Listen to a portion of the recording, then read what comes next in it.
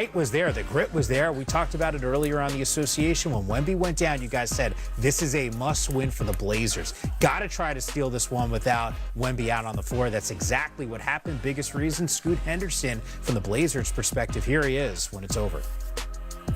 You all were down 14 in that fourth quarter, and you rallied. What allowed you all to make timely plays when it mattered most? Game and run. Basketball is a game and run. Basketball guys, they always going to repay the ones that play the game right, and that's what it is, a game and run. We talked pregame, and you mentioned the word confidence to me. Despite these being your first few playoff games of your career, you finished with 31 points. How'd that confidence help you tonight? I'm always confident, so it's just up to the work I put in. You know, if you don't put the work in, there's no way you can be confident. So, yeah, that's me. What do you think of the way that your team came out different tonight? What was different about this Blazers team compared to Sunday? Just being aggressive, man. Just being aggressive on both sides of the floor, like we talked about earlier. Being aggressive on offense and defense, taking the punch to them, and they're gonna punch back. Obviously, it's the playoffs, so we got to be able to kind of weave it and hit right back. Underdogs all season long. Series is tied 1-1. How do you feel about that? Going back to Portland. Man, we got to get this next one. Get these next two. Shout out Red City. Thank you. Yep, thank you.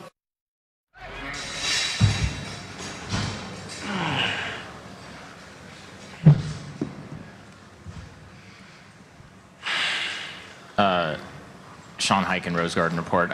Scoot, I mean, I guess just, what was going well for you tonight? I think just being aggressive on both sides of the ball. As a team, as a unit, I think that was our goal, to be aggressive, hit everybody that comes through the paint, box out, and play fast. I think that was all of our success, and that kind of opened the floor for all of us. Bill Oram with the Oregonian. Scoot, what was your mindset coming into this game, and what did you learn from game one that you were able to apply here tonight? Same mindset every game, go out and kill whoever's in my way. But I think the adjustment that I made was to just play faster and shoot the open ones. And I think that kind of opens up the floor for everybody else. That opens the floor for Denny to attack. They're sending two at him sometimes. So just making the game easier for everybody else. Scoot, you and Victor, obviously, you're somewhat linked historically because we all saw you in Vegas when you were in high school and he was coming over here. A lot of people have kind of hadn't kept track of where you were just because of the injuries. You haven't been able to play as much. Can you sort of just talk about your journey and getting to a night like this and then having a game here in San Antonio against Victor? Oh, man. Talking about my journey, I just got to give it up to the man above. And also myself for remaining faithful and him, and knowing that nothing he does will be bad for me. Everything he does is for the better, and I just believe in that solely. And my family is there to always pick me up whenever I feel even a little bit of down. And then back to it, just the work I put in. I work really hard, man, and for it to show on a big stage like this for one day, and it just feels great. But at the end of the day, man, it's up to the man above, and I'm so thankful that I serve a God that it's so good to me.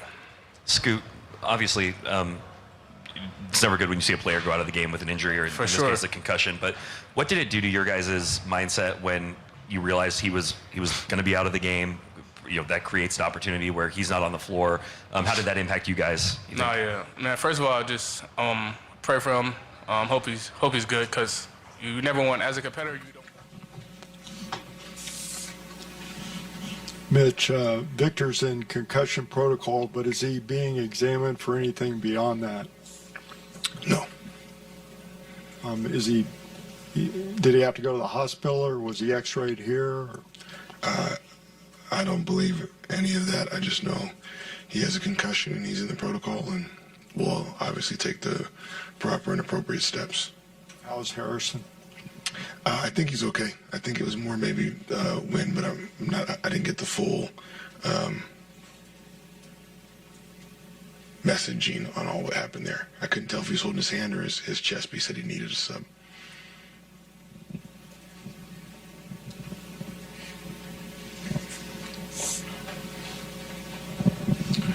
Coach, in terms of the defensive game plan without Wemby, obviously he's such a huge part of what you guys do on both ends of the floor, but defensively, how do you guys plan to just, obviously tonight you went small, some you had Lukin, but how do you guys overall plan to adjust without Wemby if he has to miss some time? Yeah, we've played without Victor this year. when you look at the numbers in terms of, excuse me, they shot 42.2% from the field, 34 from three, and got 23 free throws. That's not bad when you're just talking about a defensive effort. They got 24 points off for turnovers, and they got 23 second chance points. So those would probably be the two areas I'd start with. And still scored 106 points. We didn't give up 150 or anything like that. I thought the guys actually fought their butts off, did a really good job. Obviously, some things we can get shored up on and be better at in terms of closing out possessions and then having some cleaner offense, so it allows us to set our half-court defense.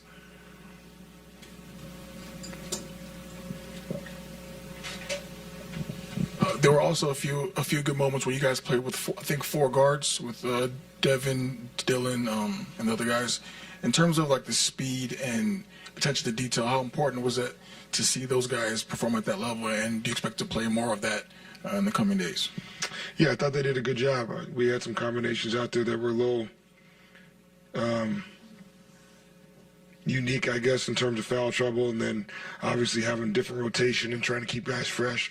Portland really forces you to output a lot of energy, and so I thought it was important to try our best to kind of keep guys fresh and keep spinning them because of the toll of output energy that took to deal with the pressure, try to rebound, guard, and rebound again. And that's something, I could probably be better in next game. But I thought they did a good job, and I thought when we played with pace and, the right connectivity in terms of game plan execution, we did a nice job. Yeah, Coach, obviously difficult to deal with a mid-game injury, but when you compare the way they played to start the game one, versus tonight, did you notice anything different? Did they settle in right away when we're talking about nerves and playoffs and things like that? Are you talking about Portland or us? You guys. I thought we were a little, to be honest, actually in a way not as poised as we were in game one. I felt like the game one was as much the energy of the building and the circumstances, and I thought tonight we weren't quite as sharp to start the game. And they made some shots, but it just felt a little not on the same page, I guess, and unorganized, and we'll be better in game three. Coach, this is Carolina with Spurfict. I wanted to get your thoughts on the jump ball at the end of the game. And earlier this season, you mentioned there was things that the team can control. So what kind of communication helps everyone stay aligned when things start to feel like they're getting a bit out of control? Yeah, I definitely know I showed some emotion and frustration there because I felt like they blew the whistle on the catch.